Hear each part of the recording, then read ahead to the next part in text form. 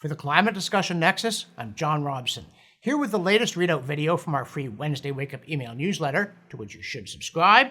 A word of thanks to the people in Minneapolis, Minnesota, who have made it number 34 on our top cities for views list, and some timely information on the distinction between climate and weather.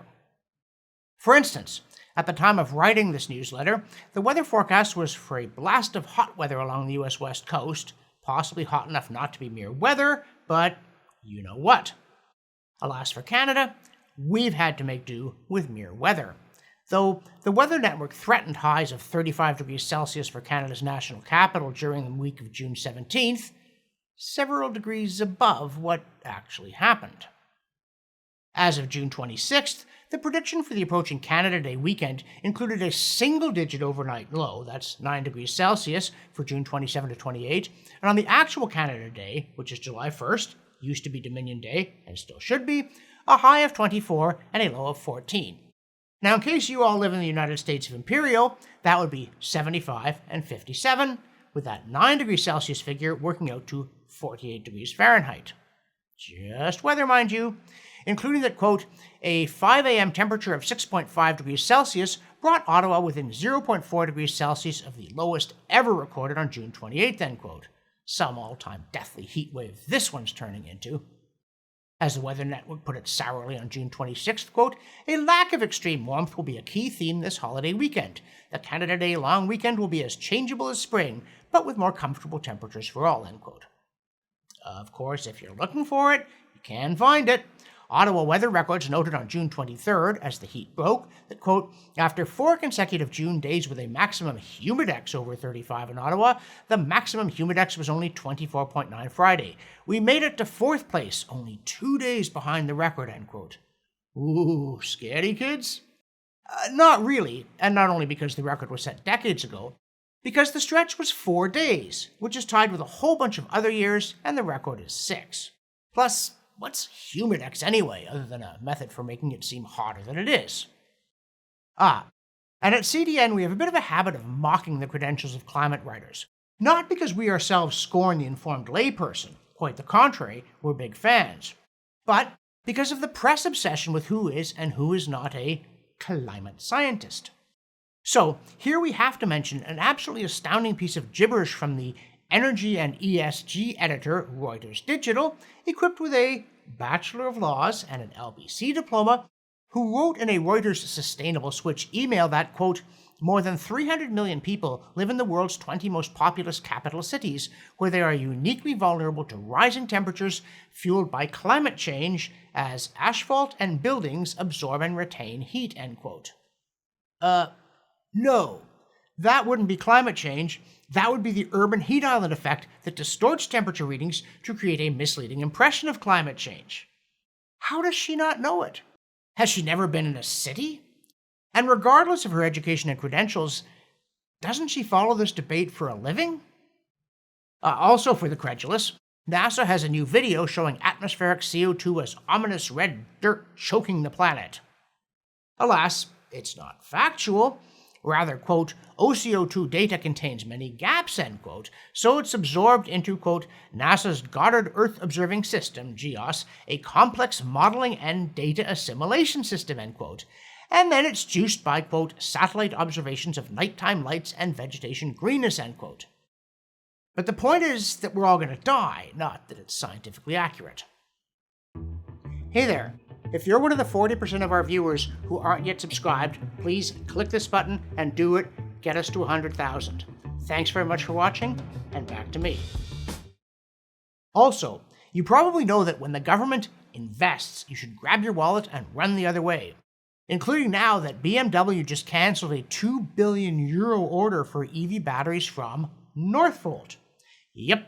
The same Northvolt that got a big subsidy from the Canadian federal and Quebec provincial governments to create an EV battery factory near Montreal, because our politicians and bureaucrats know better than mere investors what the world is clamoring to buy. Western Standard, in reporting the story, says, quote, according to reports, Northvolt is 2 years behind schedule ramping up production lines in Sweden because its factories produce too much industrial waste, end quote. Oh dear, green energy again? And a government investment strategy. What could go right? Not much, apparently. As the Canadian government thrashes about, making us all buy expensive EVs, then contemplating slapping big tariffs on more affordable Chinese ones lest, climate policy hollow out our economy, news staggers in that, quote, the Canada Pension Plan Investment Board put more than $600 million in China's electrical vehicle sector, accused by Cabinet of unfair trade practices. Finance Minister Chrystia Freeland blamed Chinese industry for job-killing schemes, telling Canadian workers, quote, we are going to protect you, end quote. How? By killing their pensions as well as their jobs? Oh, and thanks to several alert viewers and readers who forwarded us the New York Times, quote, surprising find by climate researchers, end quote, that those famous low-lying tropical islands that were not sinking beneath the waves the way climate activists predicted are in fact not sinking beneath the waves. And we are going to try very hard not to be snide while mentioning that, yes, we told you so a bunch of times, because waves of hysteria are mysterious things that surge upward unpredictably and then, just when they look ready to submerge rationality, suddenly subside again. And maybe, just maybe, outlets like the Times are getting a bit more sensible on this one as a harbinger of change. We hope so anyway. On the other hand, China has bad weather and, well, you know. The Economist, which is having a climate-related meltdown, says, quote, in just the past month, China has suffered through the drought in the north and flooding in the south, which killed dozens of people.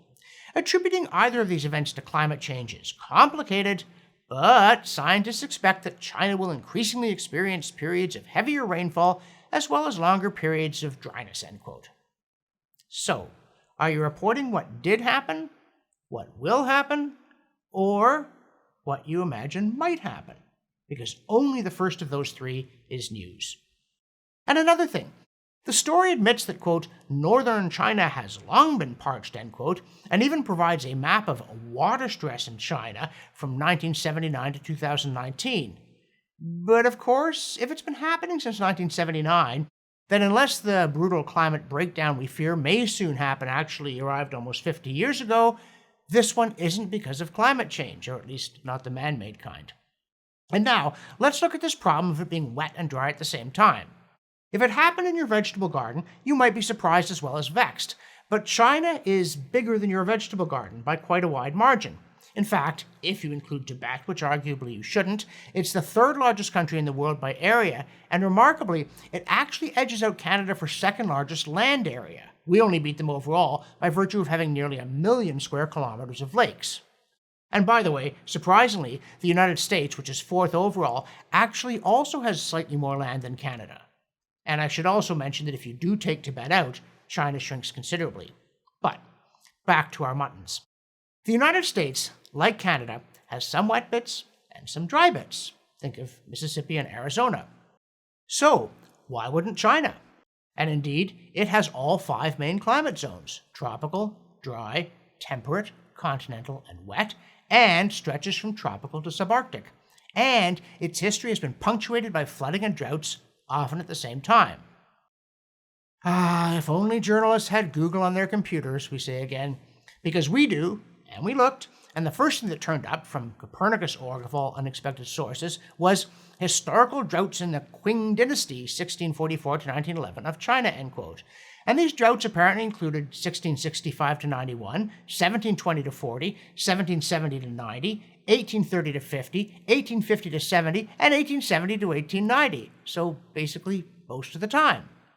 And if you look up China historical floods, you get something similar, a flood of floods. We'd like to see what world weather attributions models would make of the horrendous summer of 1931 Chinese flooding, which followed, wait for it, a brutal 2-year drought. No, really, we would like to see, because they might well blame it on man-made climate change, since it's what their models are built to do with anything bad. And another thing, before the current hurricane season started on June 1st, the news of the future was that it was going to be a doozy, brutal, record-setting, everybody dies, what with the boiling oceans and all. And they needed it for morale purposes, because after all their huffing and puffing about the hurricane season in 2023, hottest year ever, trademark, only one Category 3 squib made continental U.S. landfall. And by the end of May of this year, there'd only been one named storm, and it's the first time the preseason had been that quiet since 1984. Bummer, right? But now, mercifully, the Atlantic Weekly Planet breathes a sigh of relief that, quote, Hurricane Beryl is a terrifying omen, end quote, and we all get to die after all. What a relief! Until Beryl limped ashore in Texas as a Category 1 storm, quote, bringing heavy rain and potential flooding, end quote, rather than the much-hoped-for apocalypse. In this week's newsletter, we also continue our look at Professor Qing-bin Liu's CRE model, proposing that man-made climate change is not driven by the conventional supposed greenhouse gases, or GHGs, primarily CO2, methane, and nitrous oxide, also known as the non-halogen GHGs, but rather by the halogenated GHGs, or halo-GHGs, such as the chlorofluorocarbons once widely used as refrigerants, but since phased out. But first, we take an apparent detour to observe that computer models are initially made by fitting the parameters in your equations to known data that you want to explain. But once you've done that, the models have to be tested by inputting other data that wasn't part of the initial fitting process, because otherwise it just proves that you're good at kludging functions. So, Liu developed a model using halo-GHGs and cosmic rays as the only variables affecting changing ozone levels in the stratosphere, and it performed very well. But, he notes, it also explains data on stratospheric temperature changes that weren't part of the initial fitting process. Indeed, it fits that data so well that there's nothing left over for the non-halogen GHGs to explain. Now, let's see conventional alarmist models explain that finding. In the newsletter, we also continue our look at Dr. Patrick Brown's essay on the social feedback loops that govern climate science, turning to the problem that leading scientific journals are led by people with political biases. Brown explains that, quote, for example, Dr. Marcia McNutt, when she was editor-in-chief of Science, implied in the Beyond 2-Degree Inferno that humanity has sinned against nature and society should sacrifice economic well-being for the sake of remaining below 2 degrees Celsius of warming. Similarly, Magdalena Skipper, the editor-in-chief of Nature, is an outspoken supporter of the Paris Agreement and its temperature limits.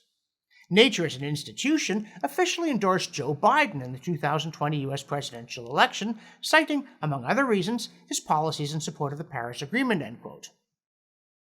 And already 2 decades ago, the gatekeepers of science careers were comparing climate skeptics to age or tobacco dissidents, the kiss of career death. Fortunately, people are catching on, so whatever the high priests of global warming thought they would accomplish by tossing scientific processes out the window, ultimately it will fail. Unfortunately, it won't fail until a lot of damage has been done to science itself and to society at large.